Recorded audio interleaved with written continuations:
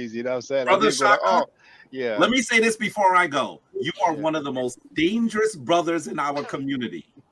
Why?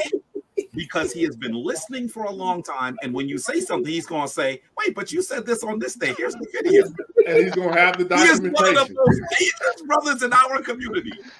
And so I'm excited that you're here. I'm excited that Soneta's audience now knows about you. He was talking to me about Shaka, Shaka, Shaka, Shaka. I thought he was talking about Shaka almost for a second. Because Soneta love him some Shaka Ma'at forever.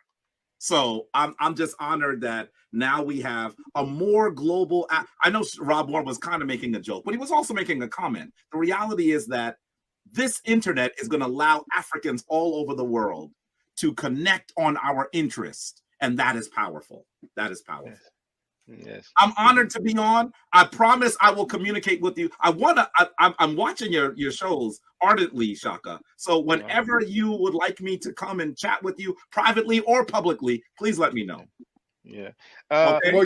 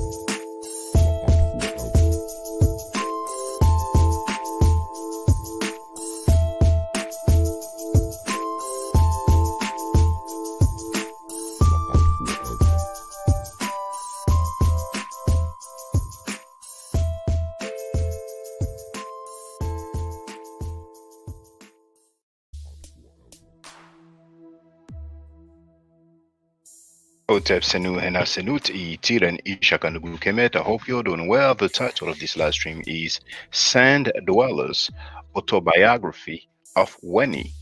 Let me check the sound quality.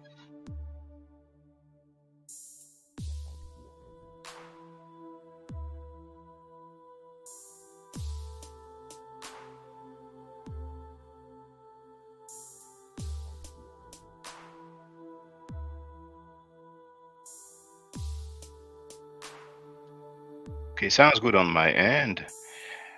Daniel Williams is in the place to be. Now, let me get the fair use disclaimer out of the way just in case.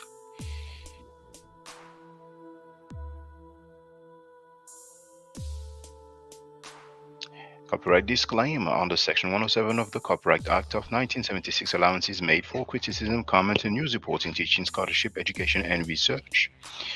Let me share the video. Well, actually, if anybody wants some custom designs, like the hats, the mugs, you have the link right there. This video that I recommend you watch is less than an hour long. It has 400,000 views. It's called Kimet Ma'ad. And also, this video called Fake Advocates. It's important to know these fake people using a noble cause just to make money on the side without any integrity, without any dignity. Now, you know what's amazing actually? Something came on my feed. Let's have a look. Just as I started the stream, I wanted to check the sound quality on my mobile phone and it came on my feed. Let's have a look together.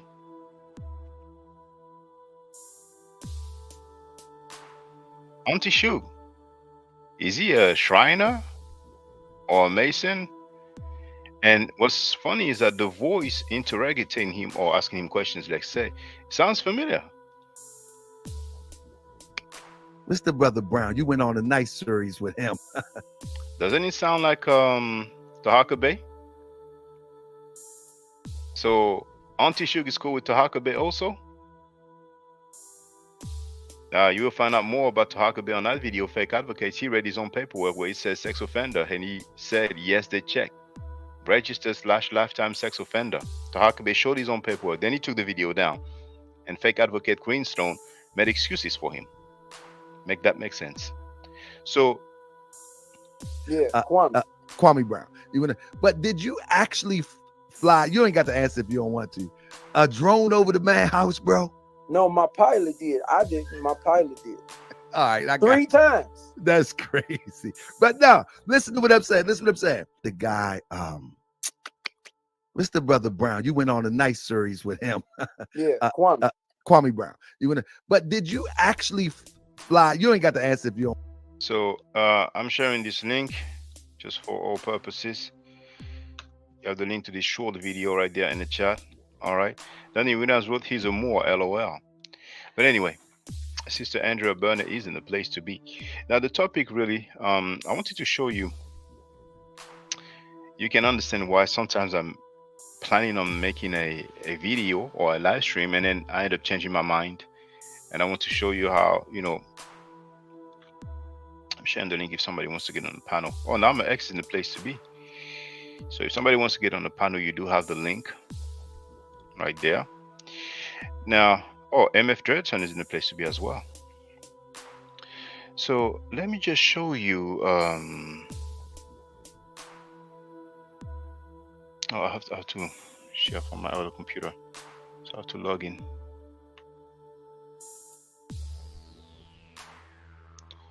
So enter.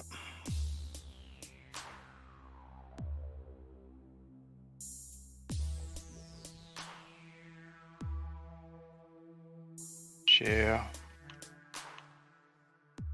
There it is. Okay, so there is this book called Judgment of the Pharaoh by PhD Joyce Tisley. On the screen you have both the, forgot if they say hardcover and paperback, but I actually happen to have both. I explain why it happened, but I don't want to repeat myself at this point.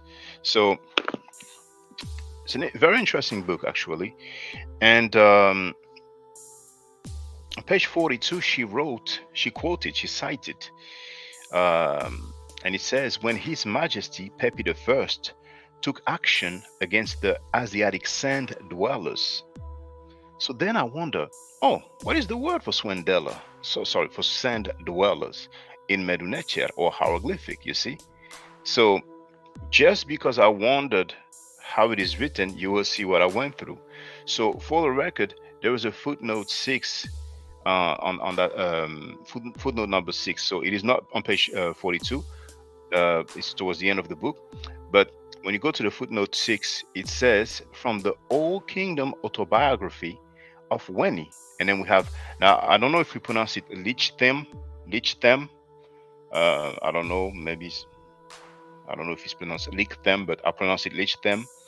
So Miriam Lichdem, she's well known actually. So the book is called Ancient Egyptian Literature, Volume 1, pages 18 to 23. And she wrote, now this is, once again, Dr. Joyce Tilsley, PhD. She wrote, during the New Kingdom, the army developed into a more professional organization, and there was no need to enforce national services. And the reason why I put that in red is because some people say that there was no army in ancient Egypt. But here, this PhD wrote that during the New Kingdom, the army developed into a more professional organization, which means that there was army even in the Old Kingdom, right? Now, this is the book by Miriam Lichdem, once again, called Ancient Egyptian Literature, and this is page 18.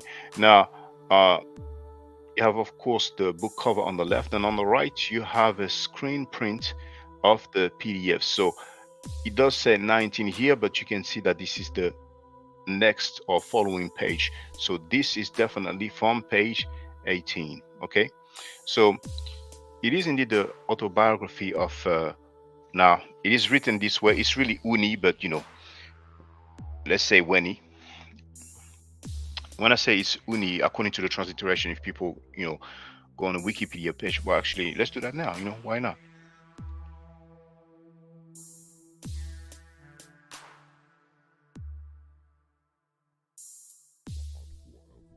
So autobiography of let's say Weni.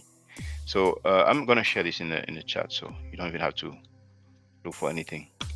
So here is the Wikipedia page, the people's favorite. Okay, and right there you do have the glyphs for the name. So according to the transliteration, it will be pronounced Uni. Okay, that's the reason why I said that, but you have it for the record. Now, that being said, we can go back to this. Now, it's from Abydos, and she gave us the Cairo Museum number, which is 1435, 1435, 6th dynasty, right? So what's interesting here is you can see how much information we have about Kemet or ancient Egypt. Right there, she gives us different publications. So we have Marriott, Abydos, Volume 2, and then he gives us references. We have P. Tresson, l'inscription d'Uni. We have a Borcard. I'm not sure how it's pronounced, but it looks like it's a German name. And we have a translation, BAR. I think we went through that before. I forgot the exact acronym, but And we have M. Struckmans, Bruxelles, Annuaire, third or three. And we also have J.A. Wilson in ANET. And even says that we have additional references may be found in the works of Tresson and Brochard, or Brocard. I'm not sure how it's pronounced, so forgive me if I mispronounce it. So just to give you an idea of how much references we have regarding that. But anyway, that being said, now this is page 19 of Miriam Lichtham's book Ancient Egyptian Literature. That's volume 1, the Old and Middle Kingdom. So once again, you do see page 20 here, but you can tell this is the following or next page. So this is definitely page 19. So here we can read, when His Majesty took action against the Asiatic sand dwellers. So just like Joyce Tilsley in her book, we have the term sand dwellers. Okay, so we know where it comes from. Okay, the autobiography of Weni. So before I looked up the autobiography of Weni, or actually I may have looked it up before, I was wondering, okay, what is the term for sand? Now on Alan Gardner's Egyptian grammar, page 623, we do have the word for sand. So here we don't have the transliteration, but those who are familiar with the glyphs know that this is the sh, this is the ain, and this is the e sound transliterated with the y. So sha'i. Okay, but we have other sources to go through. So right here we have James P. Allen's Middle Egyptian, page 531, and here we do have the glyphs, and we do have the transliteration. Now we don't have the e sound here transliterated with a y, so that will be pronounced sha, and it told us that this is sand. We also have Faulkner, Concise Dictionary of Middle Egyptian, page 262, and it is right here. Now we have the glyphs and we have the transliteration. So we have the sh, we have the ayin, which looks like a lowercase c, and we have the y, so that's the sound e. So sha'i, and e told us sand. Now we have references, uh, this look like Sinue to me, SIN, so it's probably an abbreviation for Sinue. But anyway, we have here Nemiyu Sha'i, and he wrote sand pharaohs, Bedouin. And here we have Heriyu Sha'i, sand dwellers, and we have different references. So right here on James P. Allen's Middle Egyptian, page 522, it is right there at the bottom. We have many, and it says travel by foot. And then here we have many, Sha, nomad. or literally sand traveler. Okay, so when I put the autobiography of Weni,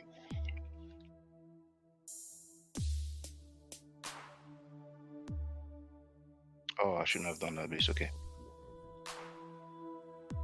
See, I had this one here, this result, and then I scroll down and we have the Harvard University. So I'm sharing the link to some publication by two scholars. So you have the link right here in the chat. So you can download this publication. You see here, download full text PDF. Okay. Now, one moment.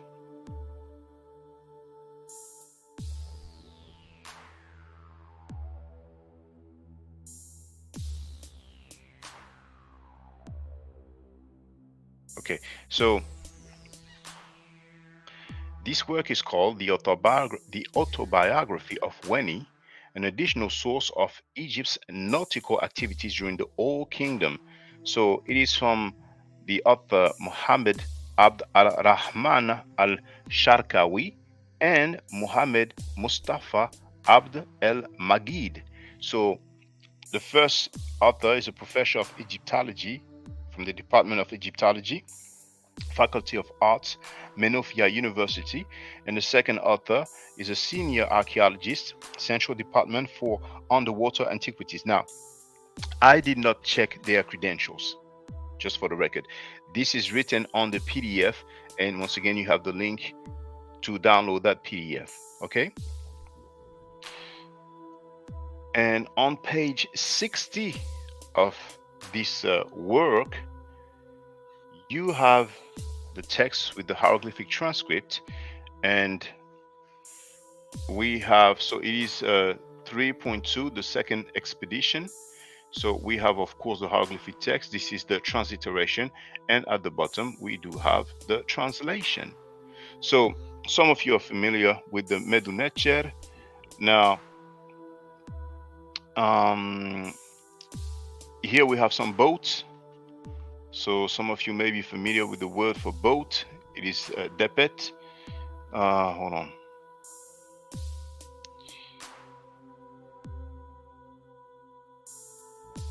Looking for it at the transliteration. And now it's here, so it will be before. I have another word, but okay. Here we have ear. I've seen it. It's ear, and e.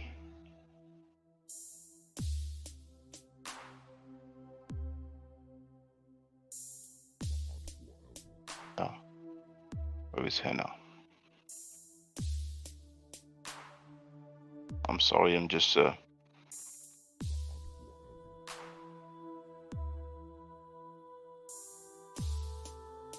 back to M. So we have, okay, we have Hasud here, or Hasetiu. So here, you know, it's actually interesting because this was not prepared. So, you know, Hyksos, Heka, or Hekau, Haset. Now here we have Hasetiu. And if you look at the translation, we have foreigners. You see? And the translation of Hyksos, the Greek is Hyksos, you know, Heka Heset, or Hekau Hesetiu, or Hesetu, sorry, Hekau Hesetu. It is foreign rulers. That's the translation, okay? So, hold on.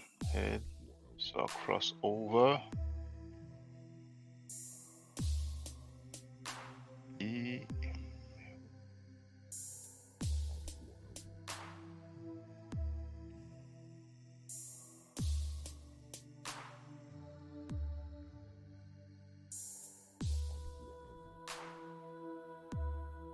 Another word for army is Mesha. We have it here. And this glyph here stands for Mesha, but then we have the three glyphs that gives us the mark of the plural. Okay. And so we look at the translation here. We do have army, but the main thing I was looking for is sand dwellers. So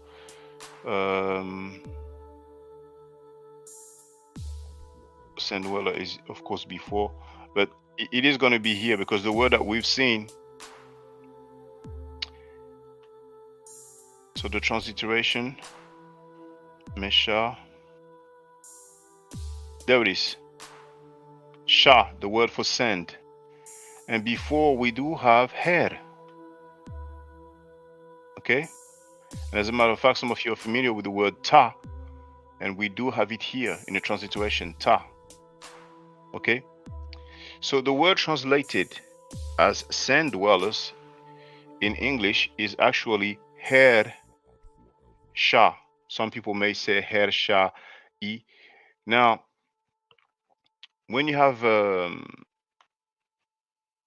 some transliteration in parentheses, it is not written, but they have reasons to believe that this is how it was pronounced, but we're going to make it easy. So hair means on or upon or on top of. So basically, to make the long story short, in Medunetcher, quote unquote literally, it will be something like on top of the sand, those who are on the sand, something to that effect. But in English today, they will use the word sand dwellers. Okay. Now, oh yes, sorry. The other link that I found is from Harvard University, like I said earlier. Here you have it in the chat. And that's when I type autobiography of Weni or Uni. Okay. Now let's look together. So you can see this is definitely Harvard University, right? Biographies of Person and Place, the Tomb Complex of Weni or Uni, the Elder at Abydos, Volume 1 and 2. So I just went down, you know. So here we have this very nice artifact. So we are told here that we have Weni or Uni, the Elder, in a pose of adoration. Now remember, I've shown you two artifacts from the Louvre Museum because many people put their hands like that, one hand forward, you know, but really they're supposed to be at the same level. Okay. And so we are told that he's in a pose of adoration. Okay. So this artifact looks very nice. This is his name here, Uni. Okay. This is the word that will be translated as elder. Those of you who are familiar with the Medunetcher, you probably know this Hertep, which is translated as chief. Here we have the word for sesh. Actually, we have Nesu, sesh Nesu, basically. But anyway, look at this here. Look at his face. Now, who is that one here?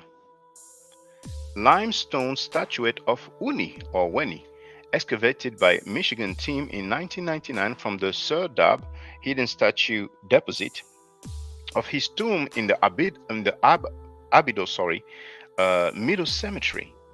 And the photo is from Abydos Middle Cemetery project. And here they wrote statue of Weni the Elder, SCA hashtag 517. Look at his face. Look at his nose. Look at his lips. Danny Williams wrote nice.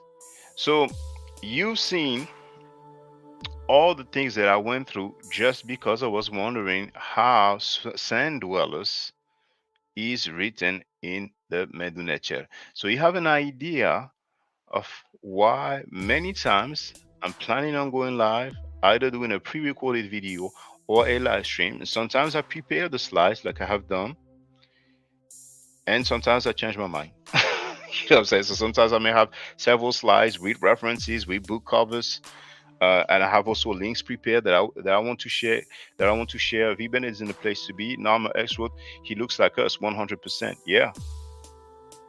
But some people may say they're not like us. They may say he not like us. Because, you know, some people say, yo, no, we're not Africans. as if we are not of African descent. And once again, um, you have some Italians who have been in America for several generations, right? And many people of Italian descent who were not born in Italy, and even their parents were not born in Italy. They don't say, "Oh, no, I'm not Italian. Oh no, I don't have anything to do with Italy. You know, I'm from here." Same for Chinese people. Many were not born in America. Their parents were not born in America, but they don't say, "Oh no, I don't have anything to do with China." But hey, we know what it is. Mainly it came from religious organizations. Who had a lot of theology and not so much history. So we know the root of the problem. So through dialogue, we will see how far we get. But once again, that gives you an idea. Sometimes I prepare the slides, and I download some pictures of book covers. I download some pictures of artifacts, and I prepare the slides. And sometimes I'm ready to either go live or do a pre-recorded video, and then you have some fake advocates or some other people who talk smack about me, who lie about me, and then I prioritize setting the record straight. You know what I'm saying? But lately, my ops, they've been KO'd, they've been knocked down, and now they can move on to other foolishness. You know what I'm saying? But you've seen, brothers and sisters, not just the fake advocates, but many people with quite large platform with many subscribers, even though many were probably paid off. But you have seen how I've been attacked for a very long time, and I had to clap back and set the record straight. And it's a shame, because during all this time I could have went through a lot of artifacts and made nature and do some translation. But when people lie on you, you know what I'm saying, hey, you have the right to set the record straight. You know what I'm saying? But just like with the Made in Nature practice, there's not many people when I do it, but I really like it. So I may end up doing it more. You know what I'm saying? That when it's beef, there's many people. There's many people in the chat. Sometimes people come on the panel, and it's sad, but that's life. What can we do? Now I'm an expert. People like Ngozi and Bobby Banga want Chemetics not to be so bad, yet they ignore the proof. Now, I must say that Ngozi, who was part of the Amen Ra squad, and I'm sure that I've said that before. The Amen Ra squad went against me, and they flagged my videos. So I lost several accounts, at least two. Actually, I lost 7,000 subscribers. One account had 4,000 subscribers. The other account had 3,000 subscribers, and within like 2 weeks, I lost both because they flagged it and stuff like that. See, before now it's better. Now it's better, but before. But anyway, but so they said a lot of stuff. But I must say that Ngozi, I don't recall Ngozi, saying negative things about me. You know what I'm saying? Because at one point, we're going back and forth. And Unc, Unc can be very pseudo. Unc, he would just talk for the hell of it. He can be very pseudo. Over the years, he has not grown, he has not matured. You know what I'm saying? And apparently now he's beefing with fish snakes. You know what I'm saying? Unc by himself, he always needs people. He always needs backup. You know what I'm saying? Now, and he came on my panel a while back, and he had said something about the ancient Egyptians. I don't recall. I don't remember, but it was strange to me. But many people say strange things. You know what I'm saying? But maybe Ngozi remembers what he said. Maybe somebody remember what he said. But you know what I'm saying? Now I'm an expert. Seriously, why don't they do DNA on the pharaoh's mummy? Well, once again, Dr. Sheikh Anta Diop.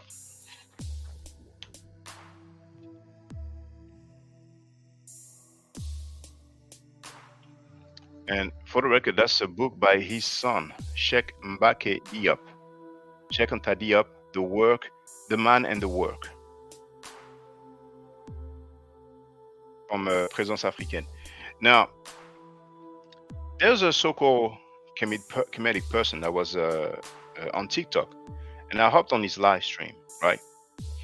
And I talked about, some comedic people, you know what I'm saying, or some Pan-Africans who act like Diop was not a Muslim,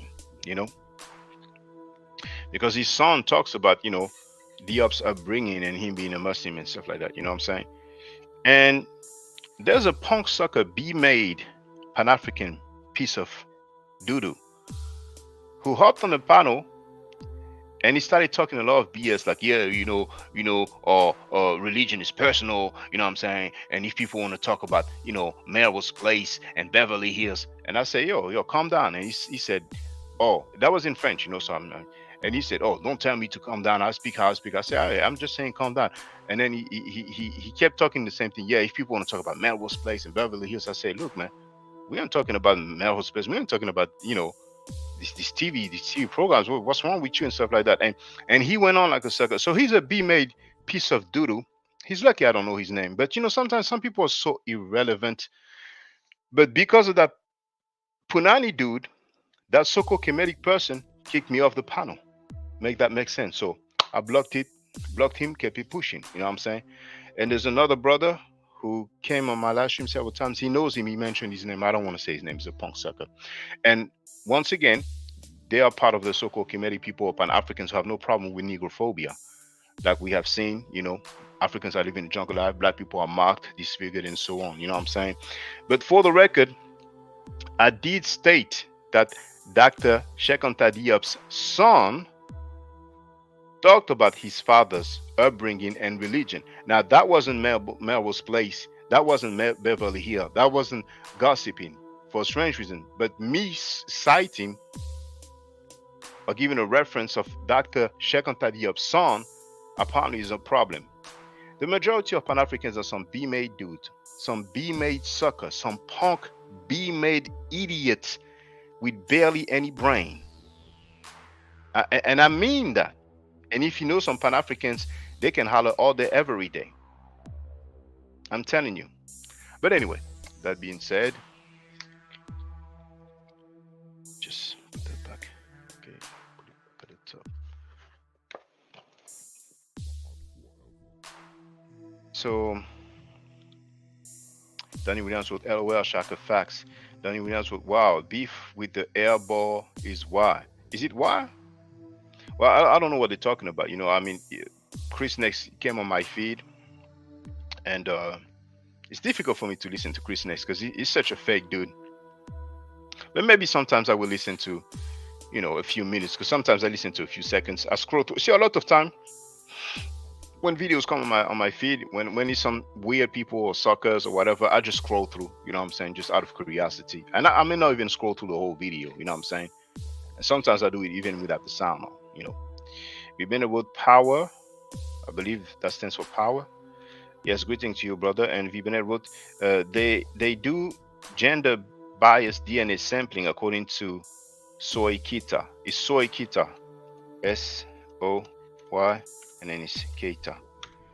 Now, as a matter of fact, it reminds me what I was about to say. Dr. Diop, and we have that on General History of Africa, volume 2, if I'm not mistaken. But I have already cited Diop, who said that he begged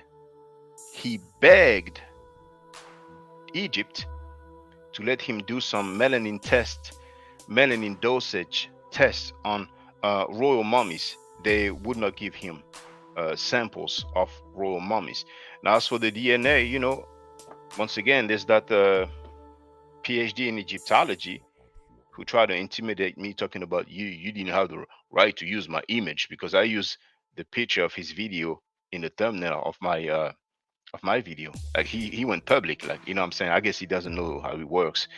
But he's the guy who talked about the race of the ancient Egyptian, and he shared the link to a lady who may be a professor or something, or a historian or something like that. But the lady was condescending. But that PhD in Egyptology, he was dishonest towards Diop, and that was in my title, talking about people who follow Diop. They have like some racial barriers, or like they have a belief in racial superiority, and probably that dude doesn't know that Dr. Diop, Shekanta Diop, was married to a white woman. You know what I'm saying? So, but anyway, so this PhD in Egyptology, his name is in my channel. You know what I'm saying? For those who wonder, there's one video that I did in English because he understands English, and I said, hey, we can dialogue. I responded to his email. I say, intimidation doesn't work, but if you want, we can dialogue. I gave him the link, but he didn't show. That's how they are. Usain Bolt, they're always running.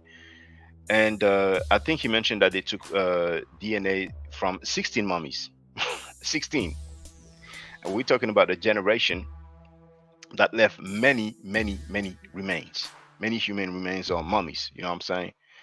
So now, Nama X wrote, Kingdom of Kemet united with the best and smartest in the continent. Unfortunately, there's a lot of our people who must be excluded. V. Bennett wrote, you should read his criticism, Shaka.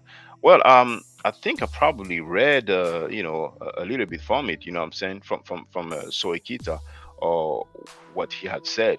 But if people want to share something, they can feel free. You know what I'm saying? Because I already have a lot to go through. You know what I'm saying? Like, I have so many books just on my desk. I'm not even counting all the PDFs that I have. You know what I'm saying? Because there's a fair bit of PDFs that I have purchased as well. So I have a lot to go through already. You know what I'm saying? So if somebody wants to say what's up, then feel free. And if there's nothing else, then we can call it a day. But if you have any questions or comments, whether you agree or disagree, then feel free. Now, there was a dude who used to be Kemetic, and I had to plug my. You can see my ear set.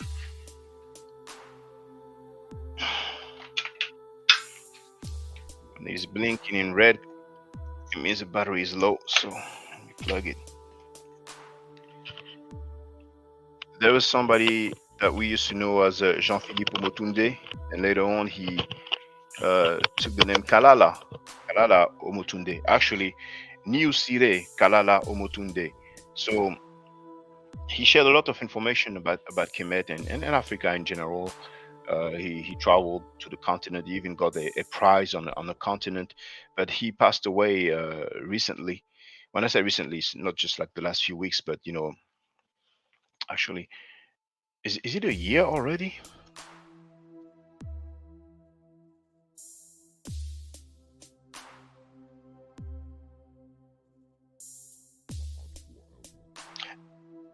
Damn! Actually, in November it will be 2 years.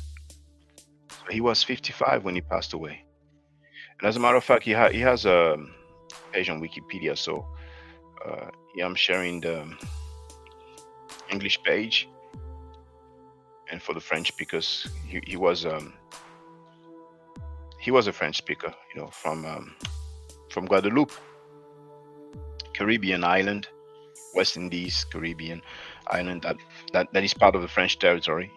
So so here you have the French page. So here it is. It's English page. So that dude who used to be Kemetic and who went back to Islam because he grew up in an Islamic family, from Mali, So he was Kemetic for about 10 years, and now he decided to go back to Islam. All right, he's free to do what he wants. But now he's dissing Kemetic people.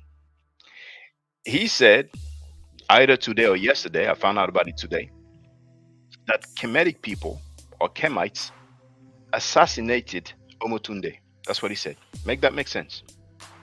Now, from my understanding, I don't know if they mentioned that in the article, but he passed away due to some illness.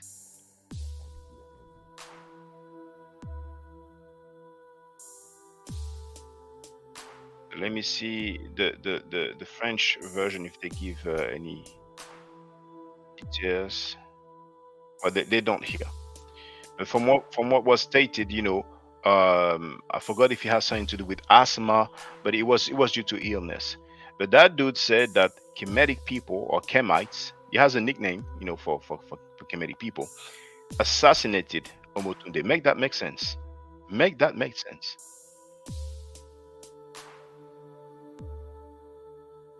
I'm an expert. If our people understand the history of Islam, they would renounce it on the spot. It's such a okay.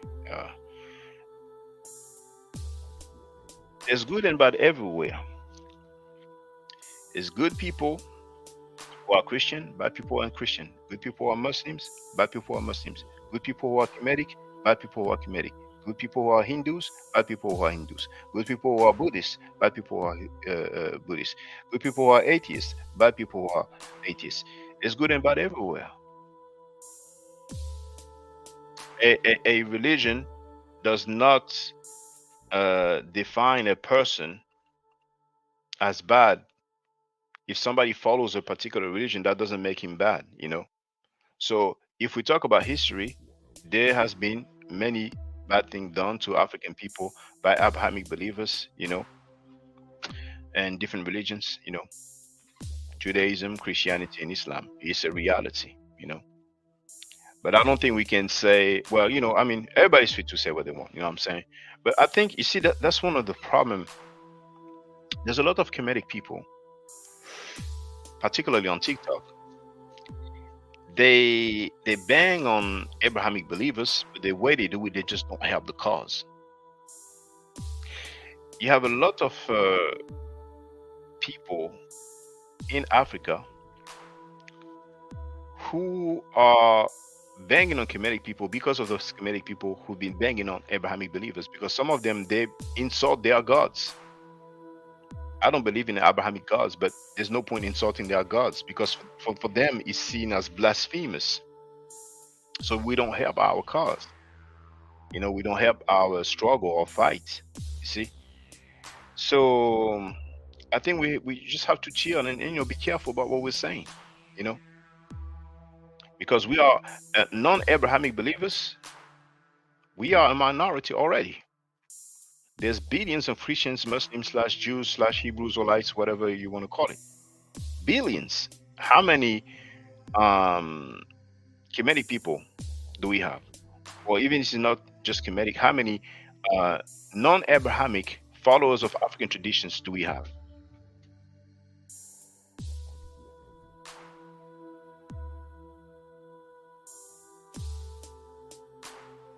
Some people may say, well, we may have a few millions. Anyway, as with facts, Shaka. There are a fair bit of non-Abrahamic believers on the continent, outside of the continent also, but on the continent. However, many of them they do what is the word again? Syncretism. They do syncretism. So, like in Haiti, where some people who practice voodoo, but they are Catholic at the same time. In Benin, where voodoo is a national religion. In Benin, it's accepted. I don't know any pan. Maybe I don't know. I don't know what he means. Maybe he means Pan African, but you know. But you know, if people want to get on a panel, feel free. You know, even if you disagree with me, it's fine. I don't mind if people disagree with me. But this, what I'm saying, is not just for Norma X. You know, I want people to understand that. I'm just talking to everybody in general. You know, so Norma X was true. That's wisdom right here, brother Shaka. But man, the history of Muslims against our people back then, we should all learn that history. Yes, I agree. We should learn that history. Definitely, definitely. You know, I went live in French. You know what I'm saying, and I talked about the history and the Muslims who enslaved Africans. You know what I'm saying? Yes. But then when we talk about their religion a certain way, we just not helping our cause. You know what I'm saying? So then he wrote, we should all learn that history to understand why things are how they are today. Yes, yes. Yeah, yes. And indeed, Dr. Wesley Muhammad in his book, Black Arabia and the African Origin of Islam, I have it, I already showed it, I read it, because for those who don't know, that PhD challenged me to a debate, then he ran like Usain Bolt. After I agree, after I accepted his challenge, he challenged me publicly, not privately, publicly, on social media, on Facebook. He talked about the Bakht Treaty. Dr. Wesley Muhammad, member of the Nation of Islam, he was once some sort of advisor for Farrakhan, so he's not a minor member. Plus, from what I've seen, he was a student minister, you know what I'm saying? So, but anyway, he has a PhD in Islamic study from a university, Morehouse University or college, what exactly how it's called.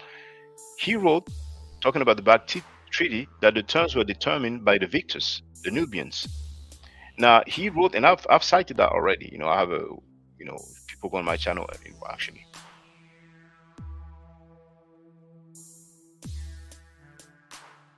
people don't know how to search within a channel. Once again, you see that magnifier here. Bakht. Dang. Let's try 360. There it is. 360 slaves each year, Abrahamic version of victory. According to this treaty, the Bact Treaty, the Nubians had to send 360 slaves to Muslim Egypt every year. Some people talk about, the circle, full circle, 360. 360 slaves every year. So they are the victors, and they decide to send 360 slaves. Make that make sense? So sending 360 slaves is victory according to Dr. Wesley Muhammad. Make that make sense? Romanticizing. Some people are revisionists, some people are negationist. Not sure if you call it like that in English, but I'm an expert. Yeah, that's illogical. And he has a PhD. He is a doctor. That's how far they go. And once again, people can ask him. I think I probably either have the video somewhere, or I probably played the video somewhere. But when Gaddafi made some anti-African statements or anti-black statements, Dr. Wesley Muhammad made excuses for that publicly. He made excuses for that. So I've shared that before. And I think I've shared from the BBC. It's a reputable website.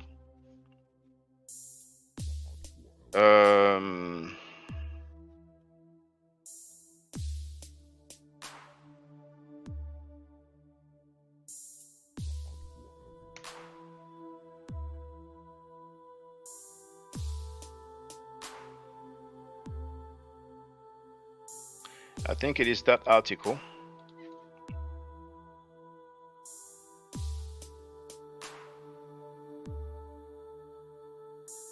We're gonna see. So in the chat, the article is called "Gaddafi Wants European Union Cash or EU Cash to Stop African Migrants." Let's go. Despite historical tensions, Colonel Gaddafi has forged friendlier relations with Italy. Libyan leader Colonel Muammar Gaddafi says the EU should pay Libya at least 5 billion euros.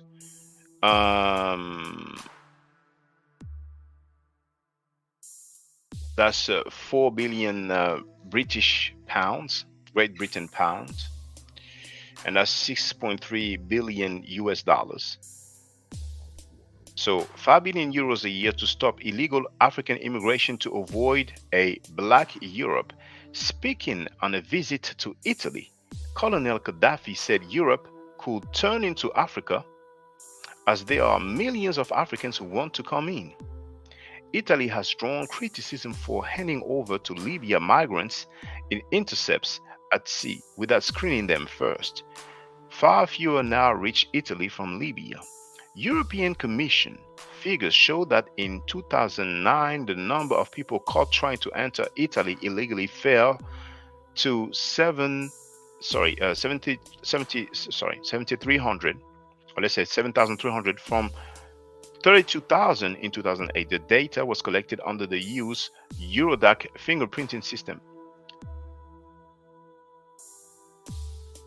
Colonel Gaddafi has forged close ties with Italy since a friendship treaty was signed 2 years ago. It sought to draw a line under historic bitterness between Libya and Italy, its former colonial master. Tomorrow, Europe might no longer be European and even black, as there are millions who want to come in, said Colonel Gaddafi, quoted by the AFP news agency. He was speaking at a ceremony in Rome late on Monday, standing next to Italy's Prime Minister Silvio Berlusconi. We don't know what will happen, what will be the reaction of the white and Christian Europeans faced with this influx of starving and ignorant Africans, Colonel Gaddafi said. I could stop right there. Dr. Wesley Muhammad made excuses for those statements, asking him if I'm lying. For those of you who know him, I'm not asking him to go live or make a video or write an article. Those who know him, ask him, Did you make excuses for Gaddafi when he said that? You know, just ask him, and he will tell you he did. He's on tape. He is on tape.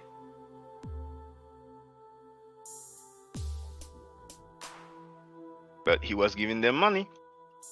Gaddafi gave money to the Nation of Islam, so he can label Africans ignorant. It's fine, just like those fake advocates, right? That dude who got some underage girl pregnant as an adult, right? Well, he said she lied to him. Okay, that's what he said. But there's an underage girl who went public and said that he was sending her money when she was 13 years old, and he told her, "Don't tell your mama," right? Some people call that grooming. 13-year-old, right? But he gave money to the fake advocates, so the fake advocates have no problem with that. And just earlier, he was talking with Tahaka Bey. Tahaka Bey has some paperwork that he showed himself where it says yes in the field sex offender. And we have the fake advocate, so-called Queen, who made excuses. He even said there's no paperwork that says he's a predator. She made excuses talking about the paperwork is basically fake. The guy read his own paperwork. He said he was saving it for the documentary about his life. He never said it was fake.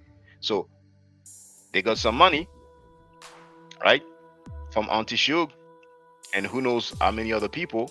So now they're cool. Some people lose integrity and dignity and morals over money. Now I'm an actual dame, and our people felt bad for Gaddafi when he was deleted. That's inconvenient, isn't it? Hold on.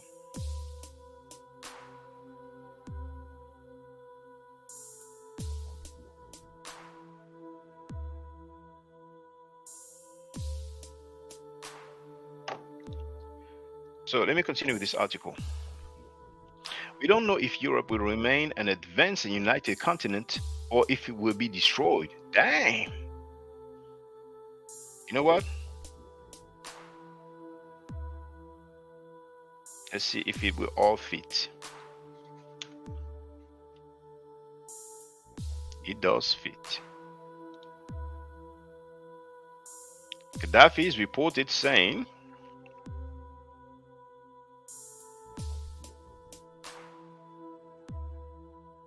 that Europeans are faced with an influx of starving and ignorant Africans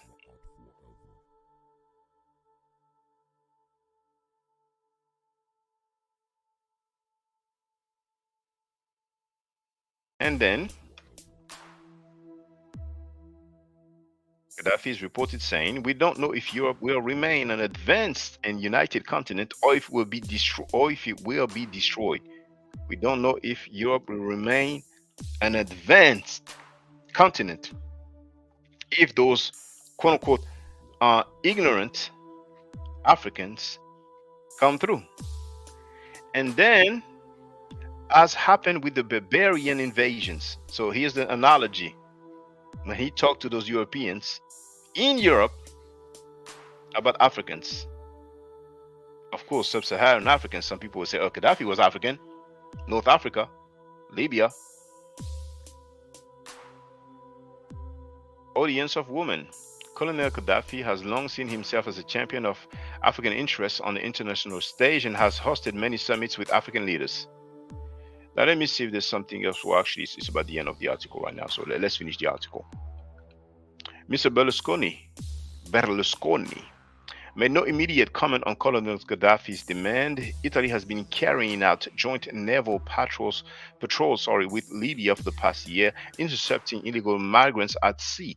The BBC's David Willey says Colonel Gaddafi's visit to Rome was overshadowed by another controversial speech he made to two groups of several hundred young Italian women hired at a fee of 70 to 80 euros each from a local modeling agency.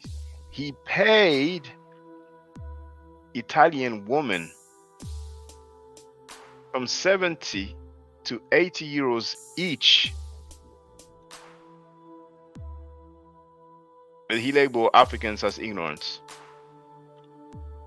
He told them that Islam should become the religion of Europe and gave them free copies of the Quran after he had lectured them for an hour on the freedoms enjoyed by women in Libya.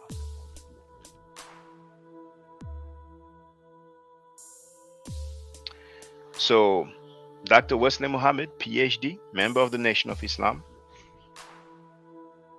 follower of Louis Farrakhan, follower of Elijah Muhammad, said that the Bakht Treaty, when Nubia was to send 360 slaves annually to Muslim Egypt, that's victory. And he made excuses for Gaddafi, labeling Africans as ignorant.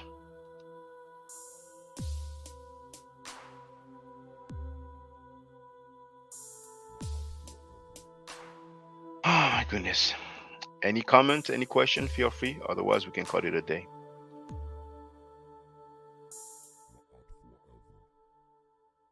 Any topic, anything that I've addressed today, yesterday, a year ago, 10 years ago, feel free. Tomorrow is what they call bank holiday in England, and damn, how do you say in America again?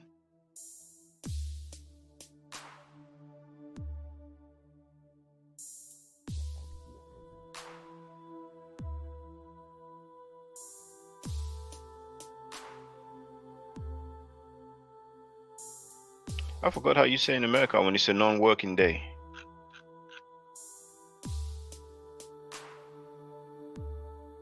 You call it public holiday? Anyway, there's no work in France tomorrow. Now, MF Dredson wrote scholarly work. Love Mindful isn't the place to be. Nama X wrote, oh, you just say holiday. Love Mindful wrote just holiday. Okay, thank you. Nama X wrote, Brother Shaka, speaking about England, what do you think about the situation there? I made a stream about this. I'm going to share the link because I don't really want to repeat myself. So I'm just going to share the link. Actually, I don't even need to search. I go to live and scroll down. So I'm going to share the title and the link.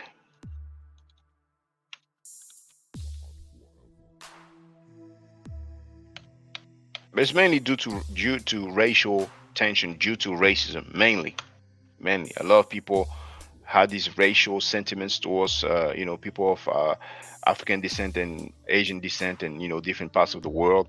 And now he came out, and mainly we had a lot of white people who were stealing, looting, destroying in broad daylight, attacking the police in broad daylight in front of cameras. And many of them did not even have their faces covered, right? But many of them have been arrested. Many of them have been sentenced to prison.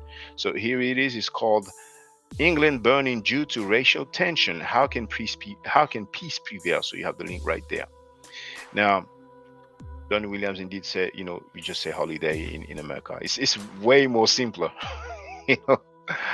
Now I'm an expert with the racial tensions question. So what's the question, Brother Donny Williams? What was the crux of the glyph you shared? I was in and out. What do you mean the crux of the glyph I shared? I don't understand your question, brother. But Donny Williams is familiar with the glyph, so just going to hold on. Share.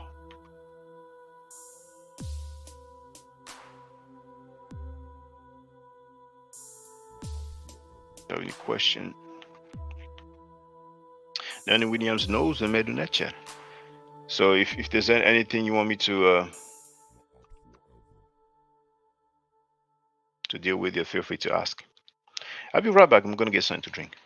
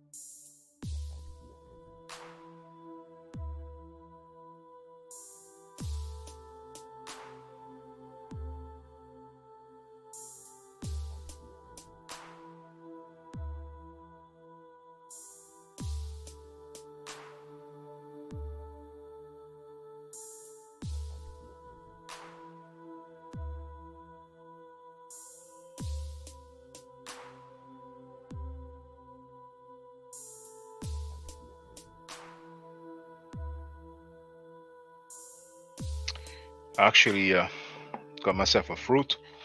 Funny thing is that I was gonna say which fruit it was, but my ops they're lacking so much stuff against me. Let me take that clip and just hear me say the fruit that I got, because they're so desperate. It's so amazing, man.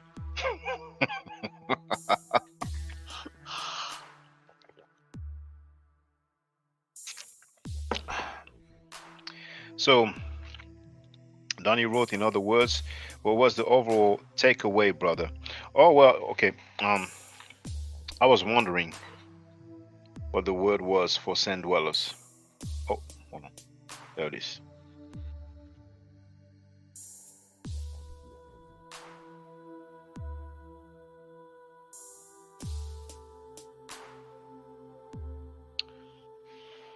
So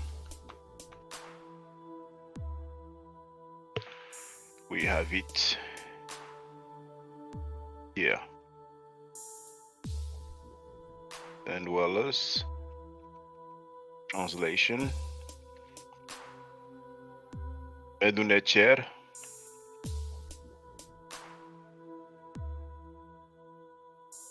Now hold on.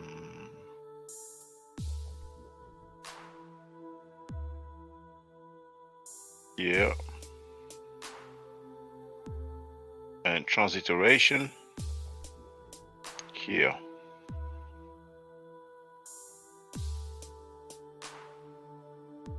I am aware that for those who are not familiar with the Medunetcher, the transliteration more than anything may seem very strange. I am aware, but it's really not complicated, And for those who don't know, I'm giving Medunetcher classes, so some of the most affordable fee you can ever find. So feel free if you want to. Oh, as a matter of fact, yeah, class tonight.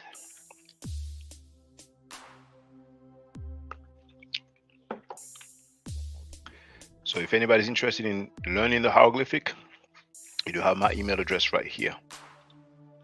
I love going through the glyphs. I really love it. I love it so much. I love it so damn much. Now, as a matter of fact, let me see. Hold on. I'm going to unshare. I may go to some glyphs now.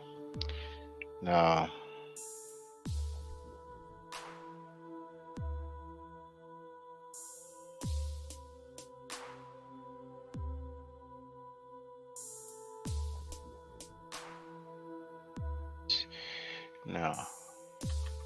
museums.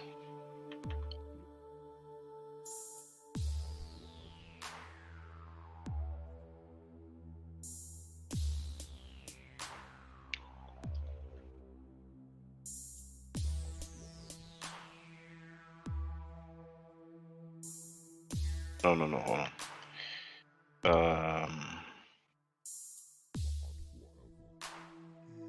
Modify.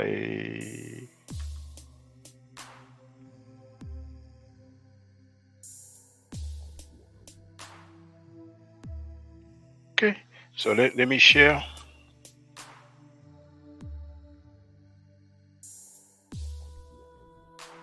Okay. So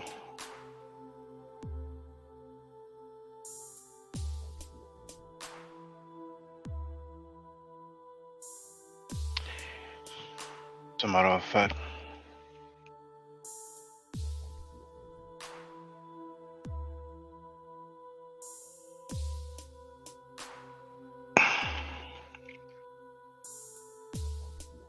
I'm gonna try to go from where I stopped last time. So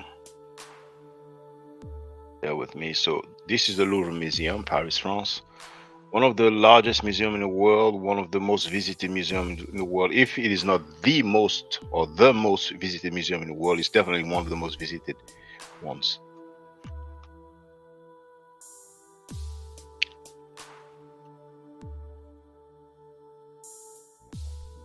See here? An Asiatic right there. Asiatic. Now, do we have any date? Around 1300 BCE. So 3,000 years ago, that's how they look like. But you have many people, oh, back in the day, you know what I'm saying? They were black over there. They're black over there.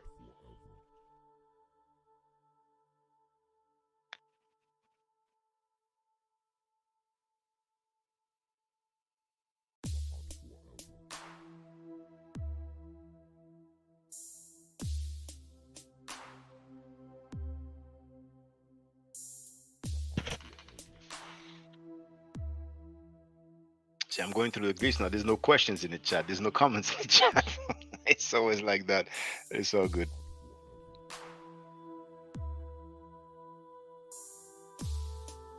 And look at this. See, everyday life stuff. The pots, vases, baskets, right? You wouldn't think this is like, thousands of years old. Yes, there was a dagger, indeed, indeed. Sheets, vases,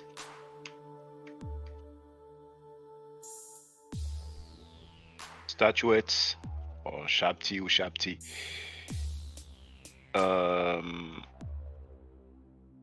The position of adoration right there. So this may be the Necher Shu.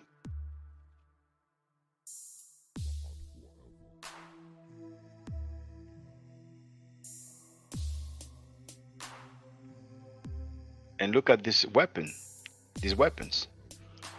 Now I'm an expert, so much stolen, it's incredible. Imagine how much more the Vatican has in their basement. I don't think the Vatican has more than a Louvre Museum. I don't think so.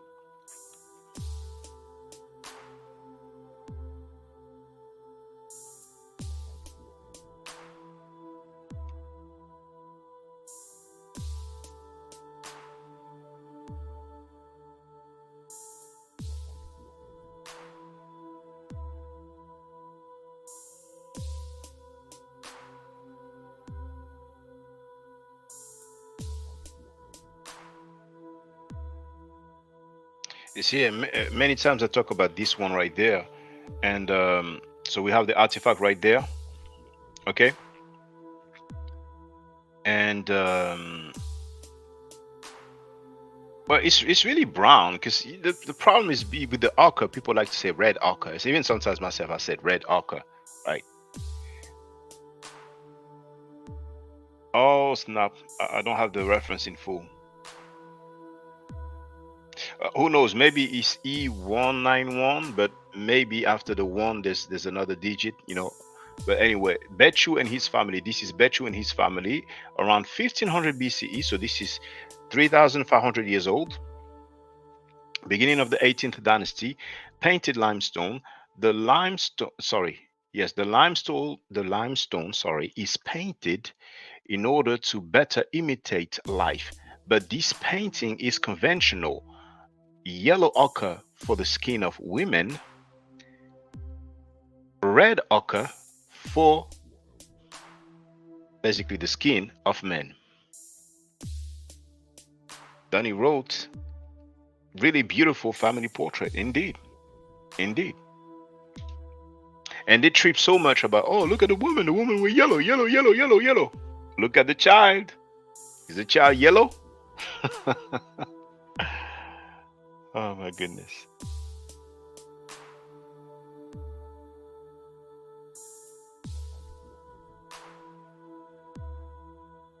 Oh, see this? See, that's the kind of stuff they don't show much. You see the hieroglyph? As a matter of fact, that's a tapglyph. This is the hieroglyph.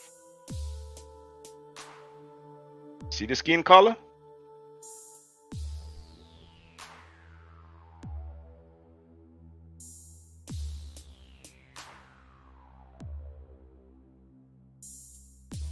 This is rare that you see this.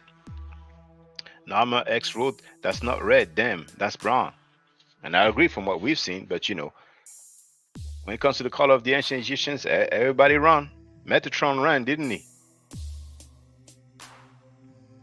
So the invisible squares or invisible blocks, here they are visible, you know. Now actual brown is now red. If we let them say that B as well, you all know Ujao. Ujao said, you know, they use red. And he said something like 90%, 90% of the time they were depicted red. 90% of the time.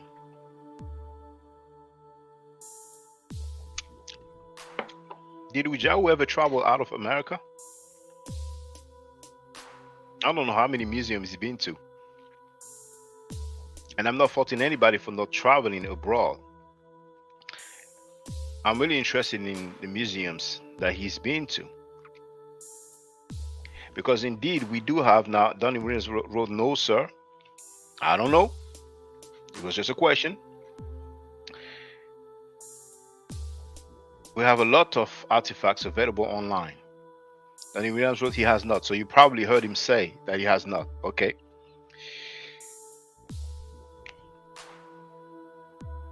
There's a fair bit of artifacts that we can see online, right? And Donnie Williams wrote his own words. There it is. Okay. But it depends who took the picture. Sometimes we have some paintings or reproductions, right? But I have videos and pictures from artifacts in many different museums in many different countries, including Egypt, or Kemet, as some would say. So he's 90%. I don't know where he gets that from. Donnie Williams with Emiket is a different story. Well, she's from Kenya, isn't she? Or one of those countries where they speak Kiswahili. Now I'm an expert. I'm going to put my arm next to one of those relics and I want to see someone call me red, LOL. And you know what? Hold on.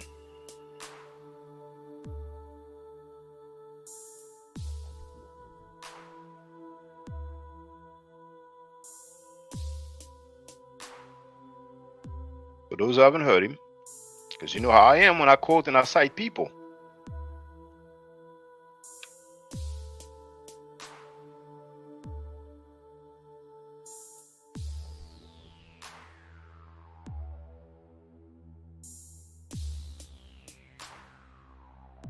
Now, I don't know if on that one we hear that 90% of them, but he's going to talk about, you know. Here's the link and the title, Red Ancient Egyptians.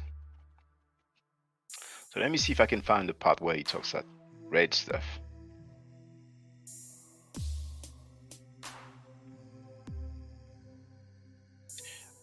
Broadcasted is French, but broadcasted 22 hours ago. And let's go. I'm going to go on mute now. Okay. We'll play it next week. We'll play it next week. What I said. Right, And because we'll we got on because you had mentioned that I'm going against the greats. I'm going against Diop. I'm going against Dr. Clark, Dr. Ben, and everything. Oh, as a matter of fact, I'm gonna give you an audio, Garfield. Maybe you can play. You can do that. Go ahead. Of Dr. Clark telling everybody to drop this black thing and move on to other things, which is exactly what I'm saying. But Thunder accused me of being against these great guys. But you did. But I hope you can at least see the picture I have as my avatar right now, and acknowledge that a bit. Like, you know, hopefully you can see that. I saw your video and you're making a compelling argument. I'm not arguing against your argument. I'm arguing against what I said. I said, oh, what you say? Kemet was referred to them people over there, and I say you told me it wasn't. It doesn't. It right? It doesn't. So when we saw wait, what Kemet when you make that claim, what Kemet are you talking about? When we saw Kemet and we saw equal Egyptians on a SARS video, that go against what you said. Whoever that young lady you had on your show, that go against. I said it would talk about them people over there. and you said it was a topic. And it still doesn't. Okay, fine. That dictionary still don't doesn't. agree with you. So if you want to argue with that, Wait, I ain't if you're hold up. If you're going by what a SAR showed, the only thing a SAR showed was the difference between the older dictionary from the early 1950s that said Kemet equals Egyptians to the updated dictionary from 1995 that has the same entry where it says that it's the people of Athribis. That was the point and why Asar showed that slide. it's fine. That's what you're talking about. And if Fine. God, if Garfield said your video's still up, just watch it. Okay. So you're wrong. So it's not talking about the Egyptians. It's talking about the inhabitants of the 10th nome that's called Athribis. Where Put Athribis at? here the if. Where that's at? And for the record, what Hujau did, because he's struggling, we have an animal on the left. In the middle, we have a human. And on the right, we have the glyphs for red. Red, sorry. In the middle nature is rolled R, really. It's an African language. So that's what he's trying to do. But we have several human beings who had Kem, meaning black, as part of their names. Now, Ujao may act like he forgot he said that, but he said that Kem is a title.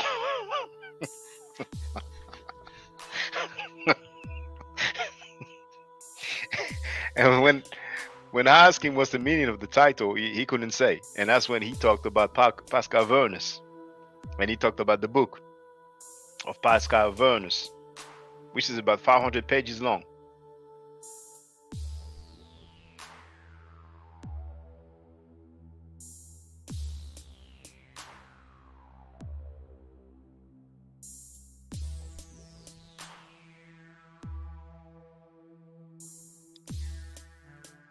Now I'm an X with them. So I'm gonna go fast forward a little bit. The 10th nome. It's in the 10th nome. Where is that? I mean, I can't. I mean, unless I show you on the map, I can show you on the map. But Okay, show me if where I it's at. No, man. if I had to tell you, I'm an X wrote, black is a title and not a color now. He's on tape saying, okay, he's on tape.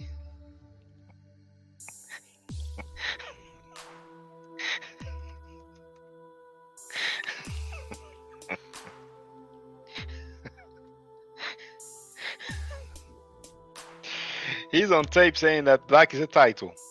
Kem, and it's important for me to say Kem meaning black. That is a title. LOL Shaka. Why? Here's a link. Exhibit B. The video is called Asar and Ujau versus all Egyptologists in the world. That's when Osahimo Fake got salty and admitted that he lied.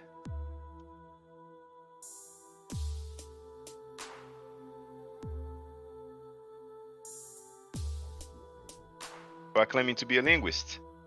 And later on, he set the record straight. And I saw like something in the chat, like what's his name out in France? Shaka Ndugu Kim, right?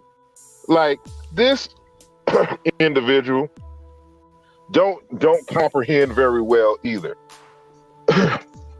And when it comes to this linguistic thing, I never said that I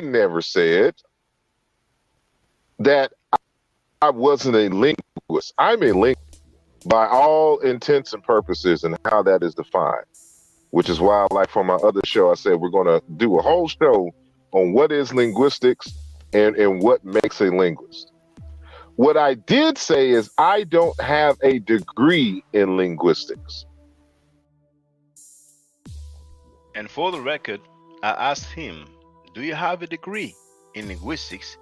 And he answered that he studied computer science and did that with linguistics. He said, I studied computer science and we deal with linguistics. And then I asked him the question again, do you have a degree in linguistics? And he answered, what did I just say? So he didn't want to say that he has no degree in linguistics. But after the backlash, he admitted that. You know what I'm saying? And he said, I don't comprehend very well. So maybe we have some medical doctors who don't have any degrees in medicine. Maybe we have some architects who don't have any degrees in architecture.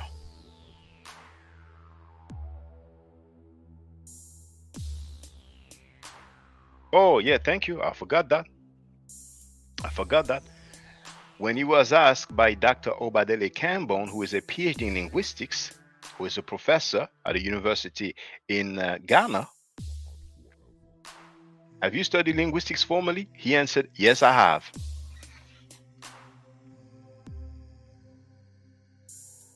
Did he lie? Now I'm X with haha. The pseudos hates questions, brother Shaka. Yes, but they don't mind questions from neophytes. See, those people live in their own world, and back then they had that, Mika lady, who's not just false flagging. She's just presenting herself as a black woman. She's using a black person's picture, but Wolf Napasha that showed her real picture. She's a white lady. So what's the name of that woman? Who was part of the NAACP?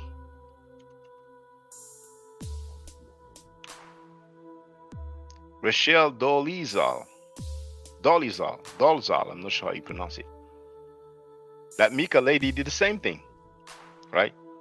And because Mika was down with, she was a moderator of Filthy Frankie. That's how they had a lot of clout, a lot of play. But now that time is over now. Yes, Rachel Dolezal, indeed. So now they're in their own world now. Denying reality and disrespecting anybody that's citing scholars. Worshippers of science. Didn't Wujawu say that?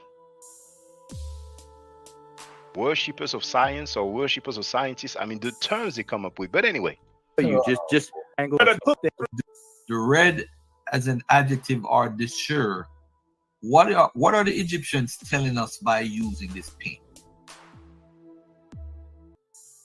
Well, the Egyptians chose. I mean, the point that I raised with this is people are just outright lying to everybody else, misinforming people that the Egyptian skin color is the inspiration for the name of their kingdom.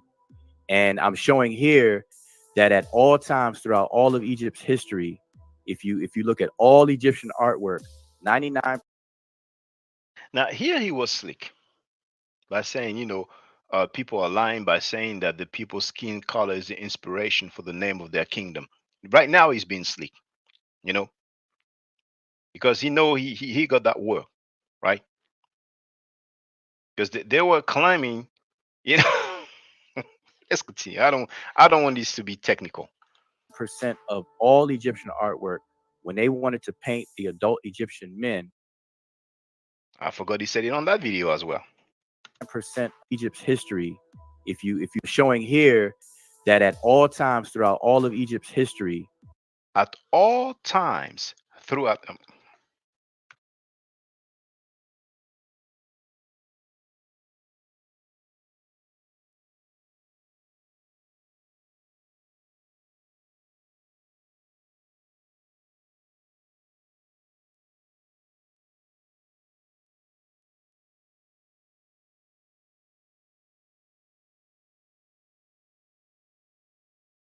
On the screen. and I'm showing here that at all times throughout all of Egypt's history, if you look at all Egyptian artwork, 99% of all Egyptian artwork, that at all times throughout all of Egypt's history, if you look at all Egyptian artwork, if you look at all Egyptians artwork, 99% of all. Damn, I thought he said 90%. He said 99%.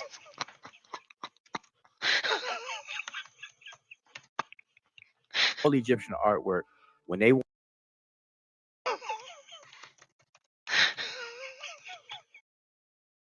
This is crazy. My goodness. wanted to paint the adult Egyptian men. To paint adult Egyptian. And I think he's gonna say they use red. Red. They use red. Let's hear it.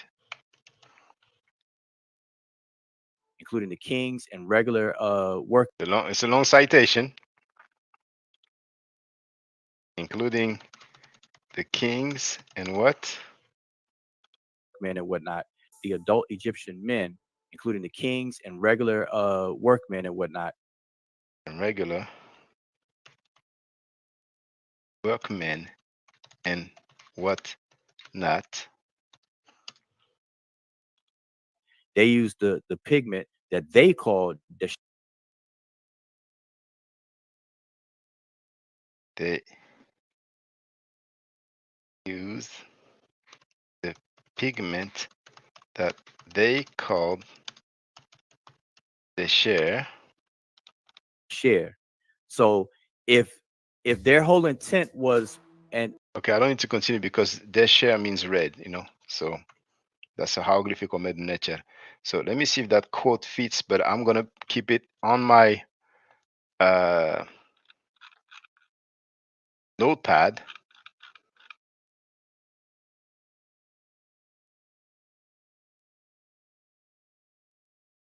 It's an amazing quote from Ujahu. Oh my goodness, this dude. At least he makes us laugh, you know. So let's see if that fits.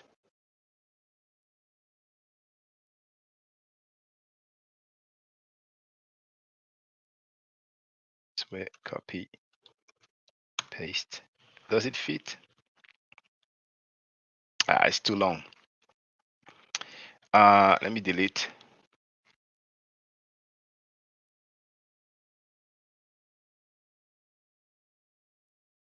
Yeah.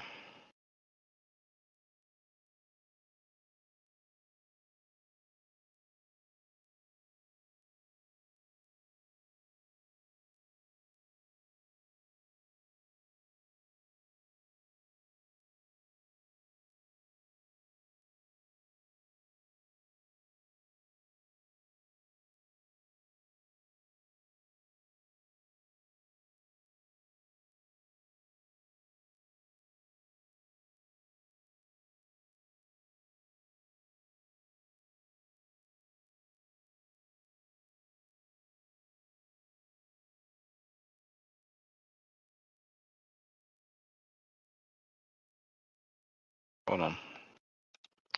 You don't even have the brackets on the MacBook.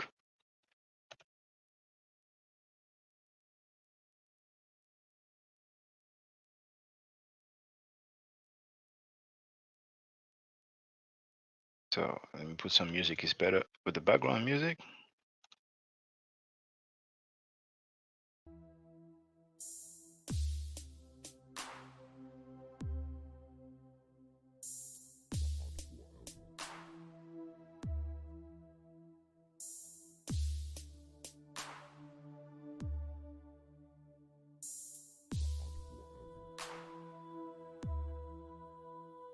Let me see if it fits now. Remove a little bit. Oh, if it's have to make it even shorter again.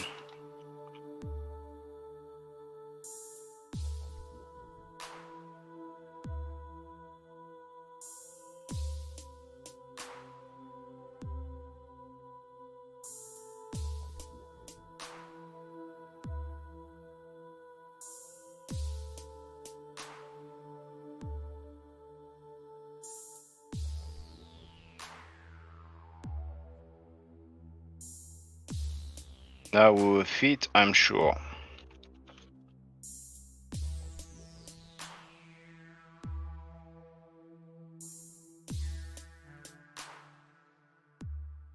Dang, still doesn't fit. I mean, he's so long-winded, so you know. So just a little bit more.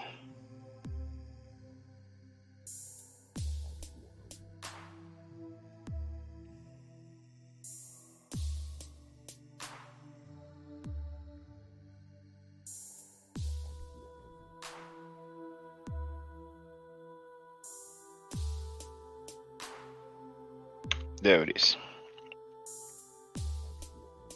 Wujao. Dang. Let's put a space here. You know what?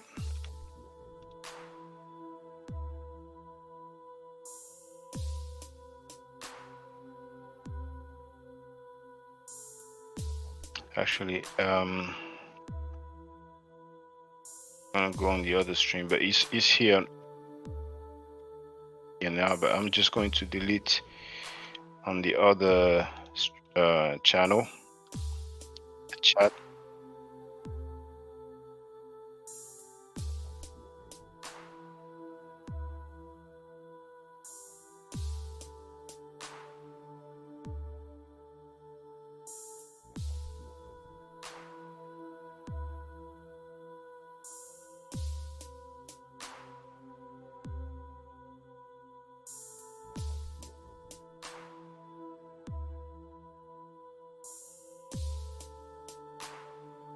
Done.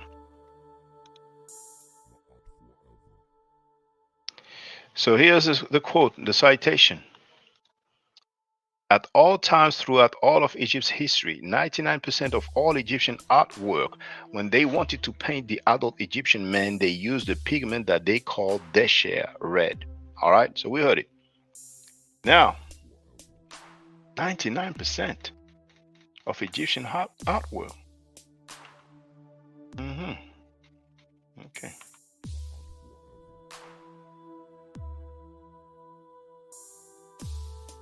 You may say, well, no, it's not 99%, it's 95%.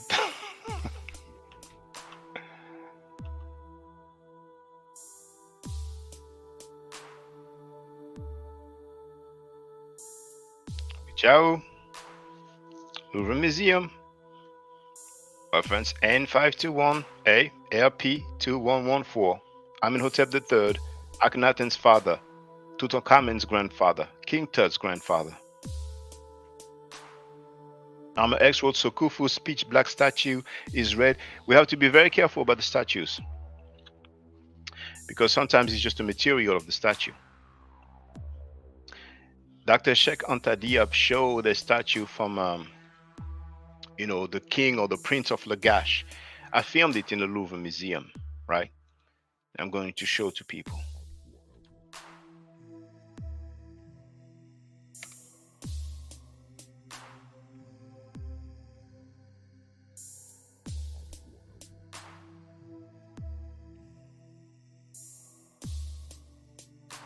So I disagree with that. Diop was a great scholar. I respect Dr. Sheikh Anta Diop. I honor him. I don't claim to know better than him, but on that I disagree. If some people want to act like, oh, you never disagree with anybody, So here it is. Gotta wait for the ad to go away.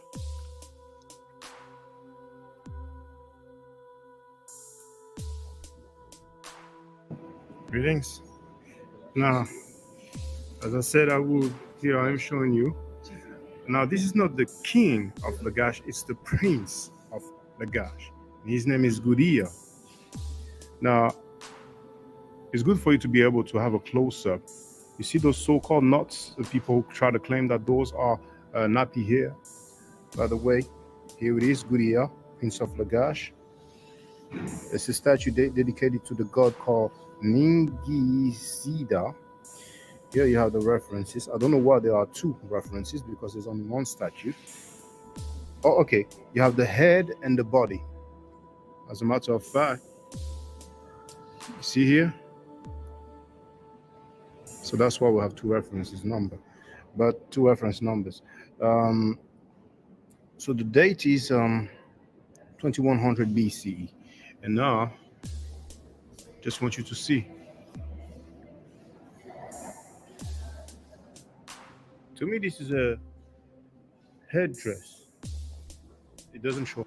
So, for the record, in that department, now Lagash, that's Iraq, okay, Mesopotamia. That department, there's plenty of statues of people who come from this area. And Do we have an example here?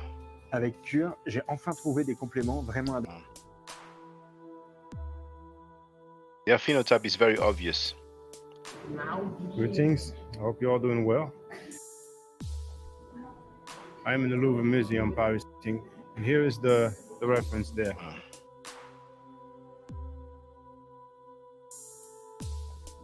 Damn, this one that was 7 years ago. That one I just shown, that was 4 years ago. But that one, same artifact, that was 7 years ago. I'm looking to see if I showed other artifacts, but not on that video here. But I've shown, you know, people from Iraq or Lagash, Mesopotamia, their phenotype is very clear. They had straight hair. Those doesn't show or represent kinky hair or kinky nuts at all. A lot of people have been claiming that, you know what I'm saying, but it's not the case at all. So all that to say that we have to be very careful about the color of the statues. Hence why the paintings are very, very useful, because we can compare the color of the skin. Here we can compare with the white of the eye, and also many times when they have clothing, we can compare with the color of the clothing, and many times they happen to have white clothing, white garment. Donny Road, Chaka, I highly doubt folks visit their local museum. I agree. Now there's one quote from Butler Reggie that I think is a nice quote. You know, when he came on my panel, he said, "Black people don't go to museums, they go to parties." And I hope people don't find that disrespectful towards black people. First of all, it's not my quote. Now, there's many black people who go to museums, who travel abroad, not just for holidays, but, you know, to research or to find out about, you know, cultures, you know. And there's many black people who read books, who studies, many black people who have credentials, degrees, PhDs, master's degrees, bachelor's degrees, and even those who don't have credentials in the academic field, they have knowledge of languages, you know. So, but I thought that that quote was funny, you know. And indeed, I've said many times that when I go to the Louvre Museum, usually when I say, and it's in the middle of Paris. When I say the middle of Paris, it's at the center of Paris. Not far from the Louvre Museum, you have a place called Châtelet-Réal. It's like when we wanted to go and, you know, meet people, that's like the main point of meeting. And also if you want to, you know, try to, you know, get some numbers, you know, I'm saying, holla at some chicks and all that, you know what I'm saying? So when I will have black people, when I will see black people in the Louvre Museum, most of the time they will be from abroad. Most of the time they will be from abroad, from America or from Africa. Make that make sense. Make that make sense. So is that red here? Tomb of Tomb of Meserti. Reference JE30968. Are they red here?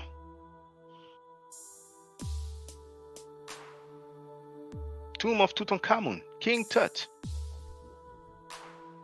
From KV62, King Valley 62. And this picture is on the website, the Theban Mapping Project. Reliable. Are they red? Turin Museum, Torino, Italy. Reference S.8336. Is he red? British Museum, reference EA37981, 1350 BCE. The tomb of Neb Amun or Neb Imen. Are they red? Same reference. Are they red? Are those people red right here? From the tomb chapel of Neb Amen. Reference EA37976.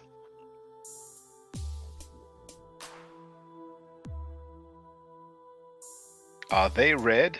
Reference EA37986. Still from the tomb of Neb Amen. British Museum, the link is at the bottom. Anybody can look it up. Are they red?